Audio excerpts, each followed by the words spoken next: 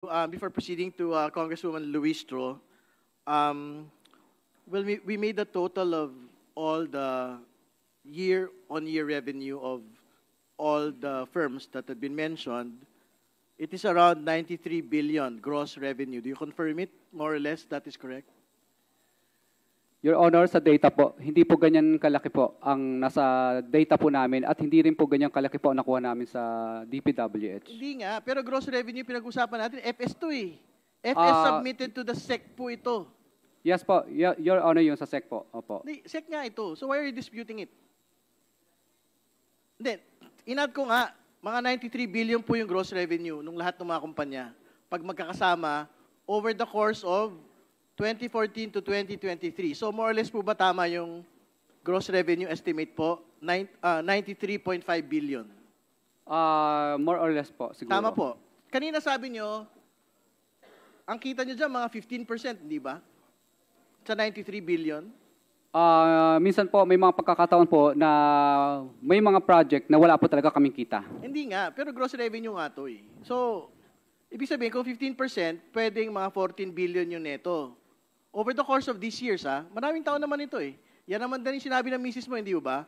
Na parang inipon nyo naman ito over the course of the years. Tama po ba? Yes, Your Honor. Tinatanggal din po dyan yung iba pang mga operation expense. Hindi, neto na nga pinag-usapan, so dapat porsyento na nun, hindi ba? So sa 93 billion, mga magkano yung naitatabi nyo? 10? 10%? 9 billion? Hindi po ganun, Your Honor, hindi po ganun kalaki.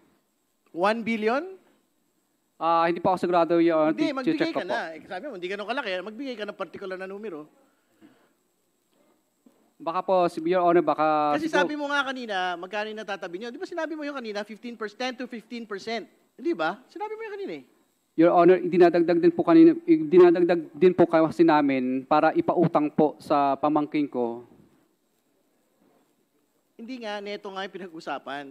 Wag mo na isama nga yung magkano yung naitatabi? 10 to 15% yung sinabi mo na kanina dito. Kasi walang una sa lahat, walang naniniwala na 2 to 5% lang eh. Di ba? So naglinaw ka kanina, 10 to 15% na yung pinag-usapan natin. So ang tanong ko ngayon, kung 93 billion, 93.5 billion yung nakalagay sa FS nyo, more or less magkano yung talagang tubo ng magkakasamang mga kumpanya. So either 10 to 15% lang yun, hindi ba? So kung 15%, ito po ay 14 billion. Kung 10%, ito po ay 9.3 billion. Hindi ba? Your Honor, hindi po pare-pareho talaga ang kita. May mga pagkakataon po, may lugi din po kami. May pagkakataon na malit lang po ang kita. Minsan may pagkakataon po na may kwita rin po. Okay, sige. Mr. Chair, Sige, siguro pwede na rin mag-submit ng, ng net revenue. Padala na lang ho. You're required to submit the financial statements kasi we will see po in the net income kung magkano ho talaga yung tubo ng mga kumpanya taon-taon. Sige po, do you have a response? Please submit. Yes, Your Honor. Well, mahalaga sa amin to kasi nga, pinakita niyo yung mga sasakyan eh, sa publiko. So gusto naming maintindihan, paano nagkaroon ng payong? Paano nagkaroon ng sasakyan? Paano nagkaroon ng building na parang mall?